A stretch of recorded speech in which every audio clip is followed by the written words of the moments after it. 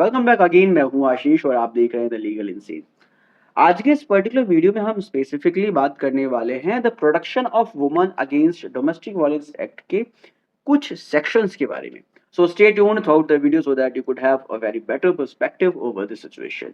सबसे पहले बेसिकली समझते हैं कि द डोमेस्टिक वायलेंस एक्ट 2005, जिसका पूरा नाम है the protection of woman against domestic violence act 2005। इस पर्टिकुलर एक्ट में वाइफ क्या-क्या क्लेम कर सकती है अपने पति से या पति के घर वालों से, आई मीन पति के जो रिलेटिव्स हैं, उनसे किन-किन चीज़ों को क्लेम कर सकती है कोर्ट के माध्यम से। सबसे पहले हमें ये समझना ज़रूरी है। इसके लिए हमें स्पेसिफिकली इस पर्टिकुलर एक्ट के कुछ सेक्शंस को समझना पड़ेगा।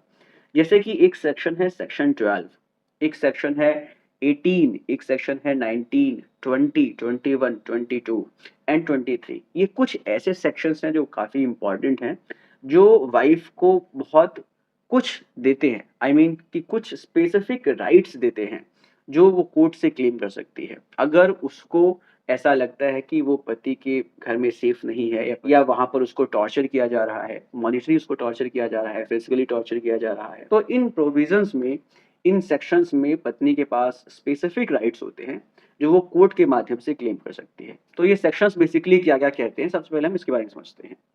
सबसे पहले हम बात करेंगे सेक्शन 18 के बारे में। सेक्शन 18 बात करता है प्रोटेक्शन राइट के बारे में। अगर पत्नी को पति के घर में टॉर्चर किया जाता है, उसको परेशान किया जाता है, उसको फिजिकली अब्यूज किया जाता है या इकोनॉमिकली अब्यूज किया जाता है, उसको जो है अगर सेक्सुअली हैरेस किया जाता है, तो इन सभी चीज़ों के अगेंस्ट वो प्रोटेक्शन राइट को क्लेम कर सकती है। मतलब कि वो अपनी सुरक्षा का अधिकार मांग सकती है। वो जो है कोर्ट में अप्रोच करके अपनी सुरक्षा के लिए कोर्ट में केस फाइल कर सकती है अपने पति के अगेंस्ट। ये सेक्शन बेसिकली प्रोटेक्शन राइट की बात करता है। इसी तरीके से सेक्शन जो 19 है, सेक्शन 19 बात करता है रेजिडेंस राइट के बारे में। अगर पत्नी को पति के घर में नहीं रहने दिया जाता है, जो उसका मैट्रिमोनियल होम है, अगर उसको वहाँ पर रहने नहीं दिया जाता है, उसको वहाँ से बाहर निकाल दिया जाता है, या मान लो अगर वो पति के साथ किराए पर ही रह रही है, तो उस घर में अगर उसको पति नहीं रहने देता है, उसको निकाल देता है, तो इस पर्टिकुलर सिचुएशन में जो पत्नी है, वो कोर्ट से सेक्शन 19 के अंदर रेजिडेंस राइट को क्लेम कर सकती है।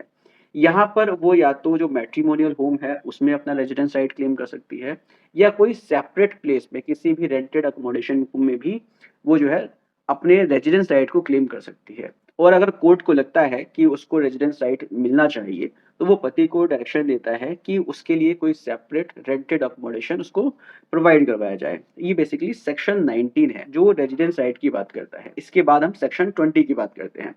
सेक्शन 20 स्पेसिफिकली मॉनिटरी रिलीफ के बारे में बात करता है। अगर पत्नी को या पत्नी के जो बच्चे हैं, अगर उनको पति मेंटेन नहीं करता है या उसको पैसों की प्रॉब्लम है, तो यहाँ पर वो अपने पति से मॉनिटरी रिलीफ क्लेम कर सकती है अंडर सेक्शन 20। इसके बाद एक सेक्शन है 21। सेक्शन 21 स्पेसिफिकली बात करता है कस्टडी राइट के बारे में। अगर पति पत्नी का कोई बच्चा है, तो उस बच्चे की कस्टडी को पत्नी सेक्शन 21 में क्लेम कर सकती है। जो बच्चे की कस्टडी राइट्स है, वो सेक्शन 21 में पत्नी क्लेम कर सकती है और पत्नी को जो है वो मिलता है। ये बहुत ही स्पेशल राइट है। कोर्ट को अगर लगता है कि बच्चे की कस्टडी मदर के पास होनी चाहिए, तो मदर को जो है कस्टडी राइट मिलता है सेक्शन 21 में। इसके बाद सेक्शन 22 की बात करते हैं। सेक्शन 22 स्पेसिफिकली बात करता है कॉम्पनसेशन के बारे में।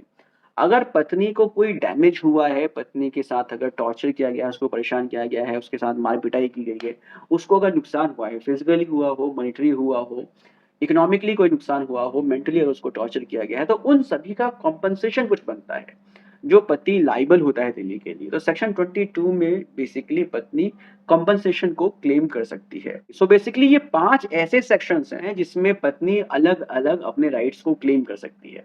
इसके बाद एक सेक्शन आता है सेक्शन 23। सेक्शन 23 बात करता है एड इंटरिम ऑर्डर्स के बारे में या एक्स पार्टी ऑर्डर्स के बारे में।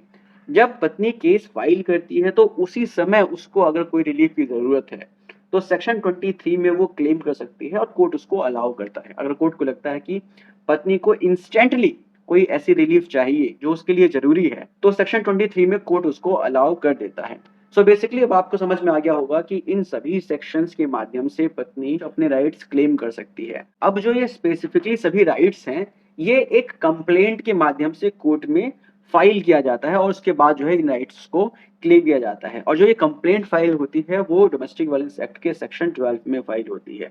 तो इस तरह से डोमेस्टिक वायलेंस एक्ट के ये 6-7 ऐसे सेक्शंस हैं जो बहुत ही ज़्यादा इम्पोर्टेंट हैं, जिनके माध्यम से पत्नी अपने राइट्स को क्लेम कर सकती है कोर्ट के माध्यम से, अपने पति से या पति के घरवालों से। तो ये बेसिकली अब आपको समझ में आ गया होगा कि डोमेस्टिक वायलेंस एक्ट के section 12, section 18, section 19, section 20, 21, 22 and 23 के माध्यम से पत्नी अपने जो स्पेसिफिक राइट्स हैं उनको क्लेम कर सकती है। उम्मीद करता हूँ कि आपको वीडियो इन्फॉर्मेटिव लगी होगी। अगर इन्फॉर्मेटिव लगी है तो उसको शेयर कीजिए। मिलते हैं नेक्स्ट वीडियो में। Take care, bye bye.